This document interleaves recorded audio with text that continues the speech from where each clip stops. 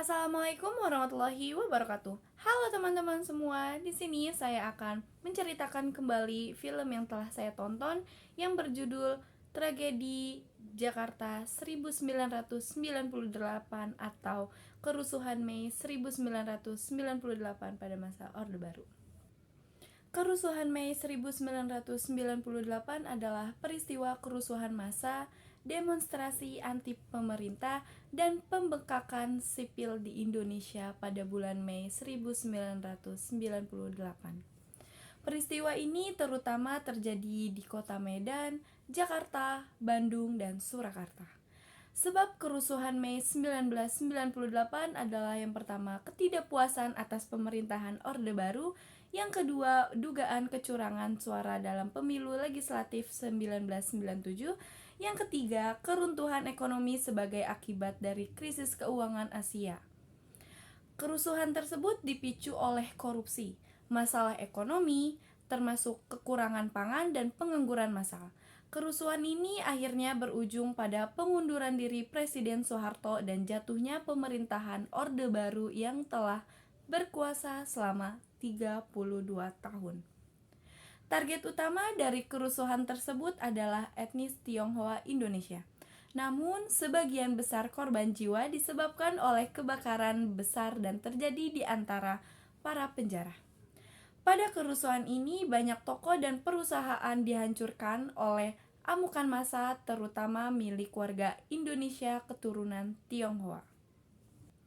Konsentrasi kerusuhan terbesar terjadi di Jakarta, Medan, dan Surakarta. Dalam kerusuhan tersebut, banyak warga Indonesia keturunan Tionghoa yang meninggalkan Indonesia. Tak hanya itu, seorang aktivis relawan kemanusiaan bergerak di bawah Romo Sandiawan bernama Ita Martadinata Haryono yang masih seorang siswi SMU berusia 18 tahun juga diperkosa, disiksa, dan dibunuh karena aktivitasnya. Serem banget ya guys. Amukan masa ini membuat para pemilik toko di kedua kota tersebut ketakutan dan menulisi muka toko mereka dengan tulisan pribumi. Karena penyerangan hanya fokus ke orang-orang Tionghoa, sampai bertahun-tahun berikutnya, pemerintah Indonesia belum mengambil keputusan atau tindakan apapun terhadap nama-nama yang dianggap kunci dari peristiwa kerusuhan Mei 1998. Pemerintah mengeluarkan pernyataan yang menyebutkan bahwa bukti-bukti konkret tidak dapat ditemukan atas kasus-kasus pemerkosaan tersebut. Tetapi pernyataan ini dibantah oleh banyak pihak, sebab dan alasan kerusuhan ini masih banyak diliputi ketidakjelasan dan kontroversi sampai hari ini. Namun, umumnya masyarakat Indonesia secara keseluruhan setuju bahwa peristiwa ini merupakan sebuah lembaran hitam sejarah Indonesia. Sementara beberapa pihak, terutama pihak Tionghoa, berpendapat ini merupakan tindakan pembasmian terhadap orang Tionghoa.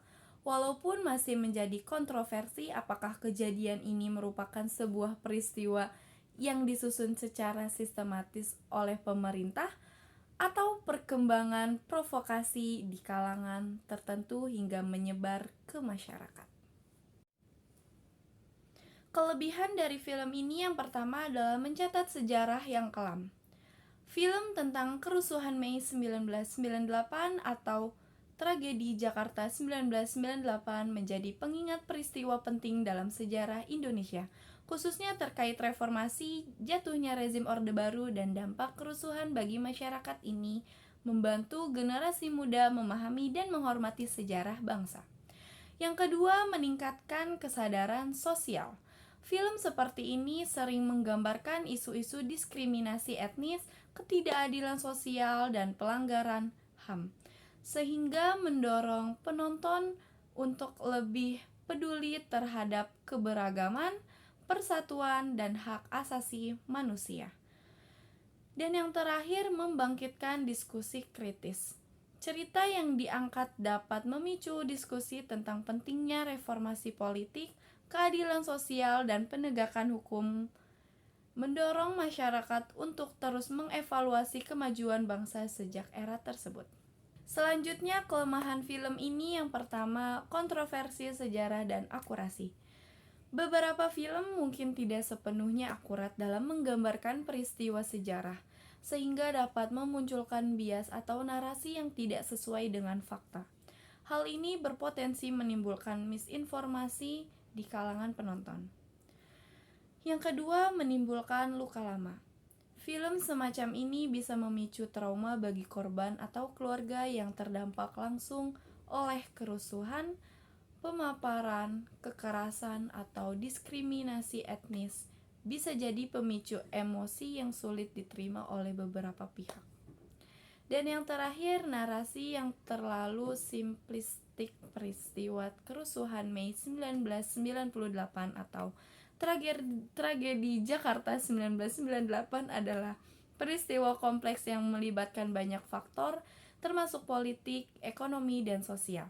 Beberapa film mungkin menyederhanakan isu ini sehingga mengurangi kedalaman cerita dan kehilangan nuansa penting.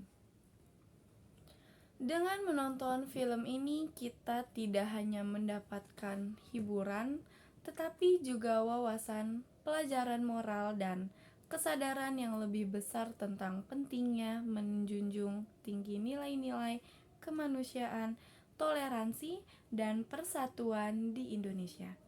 Ayo semua teman-teman, mari kita tonton film Tragedi Jakarta 1998. Baik, segitu saja cerita saya. Jika ada salah kata, mohon dimaafkan. Wassalamualaikum warahmatullahi wabarakatuh. If the sun refused to shine